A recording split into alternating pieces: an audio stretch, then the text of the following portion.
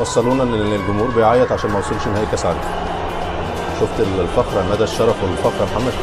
الجمهور المغربي الموجود بيعيط عشان فريقه ما وصلش نهائي كاس عالم. وهو طموحه قبل البطوله كان الوصول للدور الثاني. طبعا. فتحيه كبيره وشرف بالنسبه لنا، وشرفتونا ونفتخر بيكم دائما.